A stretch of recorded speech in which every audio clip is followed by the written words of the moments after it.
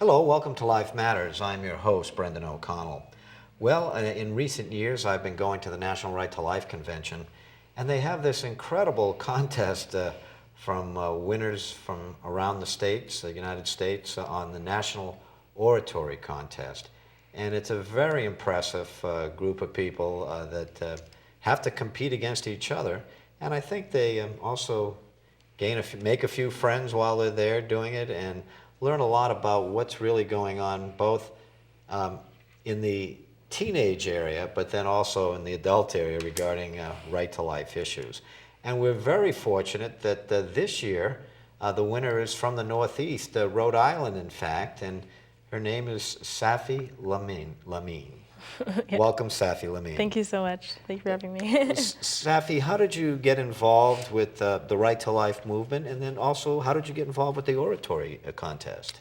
Well, my mother taught me from a young age the pro-life movement and everything about it, and she really is the one that encouraged me to join the pro-life movement and Rhode Island Right to Life and all that. And so ever since I was a little girl, I've always been out on the sidewalk with her, doing sidewalk counseling and like holding up signs and like really preaching the pro-life message. And that's sort of what got me started in the first place.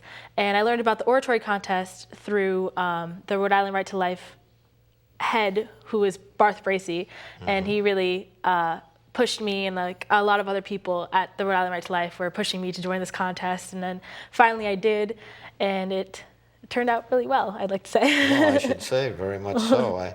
I had YouTubed you, and I saw you were a contestant last year also. I was. And that's up on YouTube, but 2015 isn't yet. No, not yet. And that's why it's so exciting that people can watch this show and maybe hear what your oratory speech was. It was.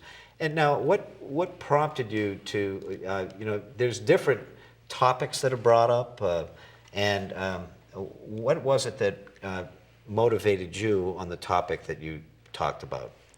Well, my topic is racism in the abortion industry, and what really motivated me was my passion for both the pro-life movement and also for Black rights. And I feel like that is just, those two subjects are two things that I am very, very, very passionate about, and two things that people don't know intersect with one another. And a lot of people don't know that the root of abortion is based in racism in the United States. And those things that like occurred to me that I found out people aren't reading about this, people don't know about this, it was just something that struck me and something that I felt like this message needs to get out there. Mm-hmm. Well, we have on the lifematterstv.org website, we have something called an abortion counter that was put together by one of our board of directors and his son. And we actually had someone from Oakland, a Black man, who had been in front of the United States Supreme Court because he was trying to save lives. Can't think of his name right now, but he called looking for me, and then I referred him to Don, and we now have an abortion counter up there for blacks, and there's been over 17 million Black lives lost since Roe versus Wade began. I don't know if you know that, but yeah. You can check out that abortion counter online. Well, perhaps why don't you, if you would like to now, you could give what your talk was, and then we can talk a little bit about that afterwards. For sure. Michael Brown, Ferguson. Freddie Gray, Baltimore. Eric Garner, New York City. We know these names because of the terrible injustices these African Americans suffered. But I am here today to point out a different injustice, a sneakier injustice that is plaguing the Black race. I'm here to talk about the nameless, the millions, the unborn. Where is the outcry for their lives? Unborn Black babies are one of the main targets for one of the richest industries in the United States today. However, this is nothing new. As Dr. Alveda King has said, the most obvious practitioner of racism in the United States today is Planned Parenthood, an organization founded by eugenicist Margaret Sanger. The root of the abortion industry is Planned Parenthood. It started out as an initiative called the Negro Project, the incentive of which was to exterminate the Black race and all people of color to create the perfect Aryan race. She wasn't quiet about it either. Sanger is quoted saying, Colored people are like human weeds and are to be exterminated. Now, this begs the question, why is this not being made common knowledge? Why aren't we reading about this? Why are there blacks who still support Planned Parenthood and the pro-abortion movement? And the answer is simple: leadership. Sanger knew the way to make her outrageous message sound like a good option for women in need. The beginnings of the Negro Project included horrors like forced sterilization. However, realizing that was not gaining much traction, the leaders of this insidious agenda realized they needed the preachers to get the black population to listen. So Sanger paid off the black ministers to preach out this new alternative. She rallied the most educated black people of the time and won them over to her side. She used the power of the black leader to convince the rest of the population. And it worked. In a letter to her colleague, Clarence James Gamble, Sanger wrote, "We do not want the word to get out that we want to exterminate the Negro population. And the minister is the man who can sort that idea out if it ever occurs to any of his more rebellious members." She knew how to play with the minds of the vulnerable. If a young woman of that time was struggling with an unplanned pregnancy, the person she would go to for guidance from would be her pastor. Sanger knew that if she had the pastors and the leaders on her side, then she had the entire black population in the palm of her hands. The end goal of the Negro Project, it seems, is now coming to fruition. As of this year, for every 1,000 black babies born in New York City, 1,223 are aborted. The birth rate of blacks is below the replacement rate in the US at 1.97. Now, though this is not much lower than the overall national average of 2.0, it continues to decrease and will continue to decrease until abortion is made illegal in the United States. Black women only make up 13% of the population, yet 36% of all abortion are performed on black children. More and more black women are buying into this idea that this genocide of their children is empowering them. Black organizations are being paid off today, just as they were in the beginning, to preach out this new alternative. The NAACP applauded the high abortion rate among the colored community at the NARAL fundraising gala. We stand up for those in our community who are being unjustly harmed and killed, yet we are unjustly harming and killing our own children. In the words of Dr. Martin Luther King, "The Negro cannot win as long as he is willing to sacrifice the lives of his children for comfort and safety." It is no coincidence that 79% of Planned Parenthood clinics are located in minority or low-income areas. This is simply fulfilling the original plan to be rid of the poor and the colored. And it is no different than the lynchings in the 50s and 60s, it's simply quieter. Dr. Alveda King puts it this way: "The killing tools of the abortionists are as aimed at blacks today as the fire hoses of segregationists 50 years ago." Planned Parenthood has even taken it a step farther by accepting gender and race-specific donations for abortions. In order to expose this new practice, a pro-life organization, Live Action, called in and recorded a conversation with a Planned Parenthood representative. The transcript showed that the false caller was being very blatant about the fact that he was indeed making a racist donation, stating things such as, "The less black kids out there, the better." And still, the representative maintained a happy and even excited tone, stating, "This is the first time I've had a donor call and make this kind of request, so I'm excited and want to make sure I don't leave anything out." This organized mass murdering is but one gear in the machine of systematic racism that is controlling our country. Will this cycle of racism end in the destruction of a race, or will it end with all blacks standing up and speaking out for their unborn? This racist agenda is not just the case at Planned Parenthood, however. Abortion started as a planned genocide, and you can find the same level of racism and discrimination at any abortion clinic you walk into. I pray that the black community, and all people for that matter, become enlightened to the fact that they're contributing to the Holocaust of their own race. I hope they can realize that, yes, black lives do matter, even those in the womb. Thank you. Well, that was really terrific. Thank you so much. There's so much there in that speech. One of the things that I know that I had a co-host, Dr. Mildred Fay Jefferson, and she was basically blocked from going into black churches because she would speak the pro-life message, but the pastors themselves had so many parishioners that were post-abortive women, they were afraid of losing their congregation. How does one counter that? Do you have any idea? I think the most important thing is getting the Black community educated. Like, I know that was such a big thing for Mildred Jefferson. She is actually, the award I won from Rhode Island Right to Life is named after her. Oh, really? Because she came up to Barth and said, we need to educate the young people. We need to get the young people educated and involved in the pro-life movement. And I know that that's like one of the main things for me. I want to be able to spread this message. And it's so hard when people are blocking off the colored people from telling the pro-life message at colored churches and at colored spaces. And it's so hard to like see them contributing to this evil that is attacking their entire population.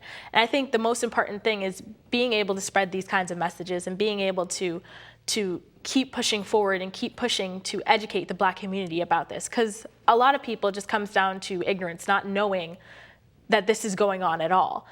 And I just feel like what we need to do is not give up in those sort of circumstances and not just say, oh, well, they're not letting me, so I guess I shouldn't, or this isn't really the place. I feel like it really comes down to pushing past your fears of being yelled at or being excluded, and pushing past that and really just trying to get the message out, because it is such an important message to spread to the Black community. Or you might be rejected too. They might just reject the message. And I was interested, you said that NARAL had a banquet and they applauded that the Black race was being exterminated? Yes, the NAACP did. The NAACP had Yes. the They were banquet? at the NARAL banquet. Oh, they were at the NARAL banquet? Yes, they were. And were they applauding? Yes, they were. They were the ones that were saying, this is so great that we're having so many abortions in our community, which is so strange that an organization that is founded on the advancement of colored people is holding back the advancement of the entire race, which really is, it's not very surprising for the NAACP to do. And the way they're selling the message is that if you're a Black woman, that this will empower you. Yes, and basically. what does that mean? That you'll be able to get a job, or what do they mean by empower?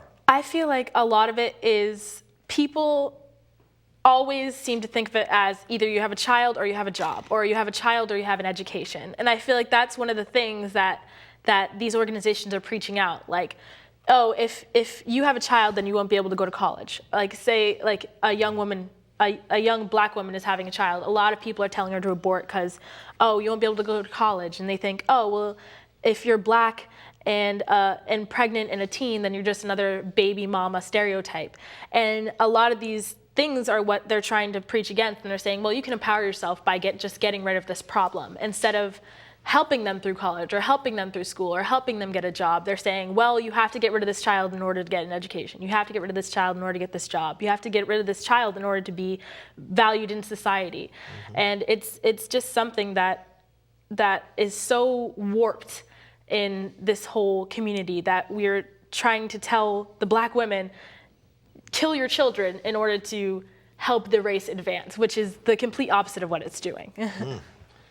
Well, it's just, it's remarkable that, that's how they're selling it and people are buying it. Yeah. I know that I've had on Dr. David Reardon, and he's done a lot of sociological studies, and he believes that in his studies it shows that about 64% of all abortions, the woman is pressured into having an abortion, whether it be a boyfriend, a husband, a mother, or whomever, peers, and that sort of thing. Are there pressures? Do you see pressures in the Black family and world? Who are they being pressured by mostly, would you say? I would definitely say a lot of it is parents of the children, the young moms that are pregnant, or a lot of like leaders that they have in their lives, and society, basically. I feel like our society is very based around making women choose between those things like education or child, job or child. And a lot of parents, they want their children, a lot of these kids that are going into college are going to be like the first generation to be going to college, or like the first child in their family to be going to college. And their parents are saying, we don't want you to give up that opportunity, by having to deal with this problem or like this problem child. So a lot of them are being pressured by their parents to give up their child in order to go to college or whatever the situation may be. Mm-hmm. Well, what is the solution? Might you have a solution to the whole thing, or some solutions or some ideas of how this could be rectified? I think that a lot of it can be helped by changing the way our society looks at single mothers or young pregnant mothers. I feel like a lot of it is that it's geared towards making us choose. But I feel like if it was easier, like if colleges had daycares or high schools even had daycares for children or made it easier for single mothers, if college and high school bathrooms had changing tables, if they just made it easier for single mothers to be able to both work and have a child, or both go to school and get an education and have a child. I feel like a lot of it is very hard on them, especially my sister. She is a young mother and she's a single mother, and it is so hard for her to get along in life, to get a job, to be able to take care of her son and both make an income for her and her son. And I think a lot of it is just based on, it's hard in America to be a single mother. It just is. And I feel like if we changed that whole mindset, if we changed the whole attitude towards it, and if we made it easier to be a single mother in America, then less women would be choosing abortion, and less women would be having to choose between something important in their life or their passion and a child. They should be able to do both easily, as easily as it would be having a spouse or being older, or you know what I mean? And it's just, I feel like if we made it easier to have children and have a job or have children and have an education, then there would be no need for abortion at all. Well, that gets into the whole welfare system too. Yeah. I mean, sometimes people feel that welfare isn't a good thing, and it may lead to more having children without having a spouse or a father around. Basically, it's kind of eliminated or rendered less useful the man in the relationship. Mm-hmm. Do you think that that's I know this is for someone who's entering their freshman year of college. This may be a little bit much, but what are your thoughts on that? I don't really know much about that, but I Okay. feel, yeah, I'm not sure.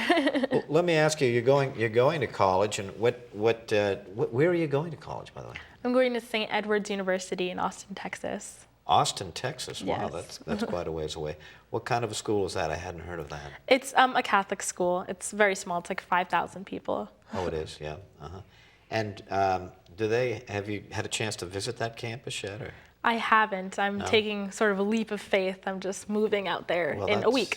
That's what I did when I went to Georgetown University. I'd never seen the campus prior to showing up there with my trunk and that kind of thing. So, and do you know, do they have a supportive, or at least in the literature that you've seen, do they have a supportive pro-life community there, or do you hope to start a pro-life community or be involved with like Students for Life of America? They've been growing their organization throughout many campuses. Are they on your campus that you're entering? Do you know? Not that I know of. I haven't heard much about St. Edward's pro-life community. Mm-hmm. I have heard that they did have a leader, but she transferred. And I'm really interested in going there and really discovering and researching the pro-life community there. And if they don't really have one, I would be very interested in heading a group there, just mm-hmm. because I did attend a conference for Students for Life in Boston this past year, and it really was very helpful and very insightful in how to start a pro-life group on your campus. So I would be very interested in doing that. Uh-huh, I see.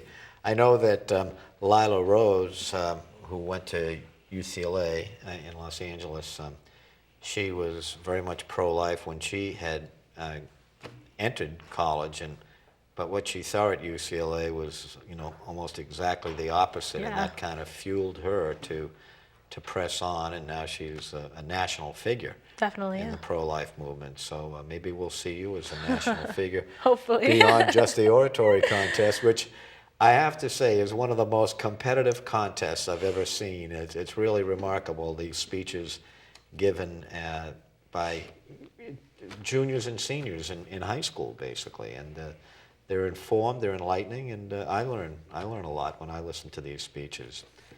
Well, now, you're what what are you going to be studying when you're in school? Have you decided yet? Yes, I have. I'm majoring in photo communications, photojournalism, that sort of thing. Oh, okay. Yes. All right, very good. Well, we certainly need some on the pro-life side when it comes to photojournalism. Definitely. I know that. And what kind of events have you gotten involved in down in Rhode Island beyond the? Have you gotten involved in other like sidewalk counseling or anything else that you've done? My mother, actually, she goes 3 days out of the week and she stands outside of the abortion clinic and she basically gives other options for the women going in and out. And I sometimes go with her. Sometimes it's too early in the morning for me sometimes because I am still a teenager. That's right. Yeah. Right, I understand. And I also was a co-leader to my pro-life club at my school. So. Oh, and what kind of things did you do at your school? We have tried to go down to Washington a couple of times. We did end up going one time, and we basically just do a lot of education training for like the younger students and even some of the older students. Was the time you didn't make it the time we had the big snowstorms? Yes, that was yeah. For the March for Life? Yeah. I remember that well. It was many buses got canceled from around the Northeast to go down to the March for Life. So, well, gee, we really appreciate your coming up here from all the way from Rhode Island to Boston, Massachusetts, and your speech was a wonderful speech, and it's words that really need to be heard out there and understood too, and spread throughout our communities, throughout not only here in Boston but around the Northeast. So, thank you very much, thank you so much for coming on the show. And we hope you found today's show to be unique, informative, content-rich, truthful, and thought-provoking. Thanks for watching. I'm Brendan O'Connell, your friend for life.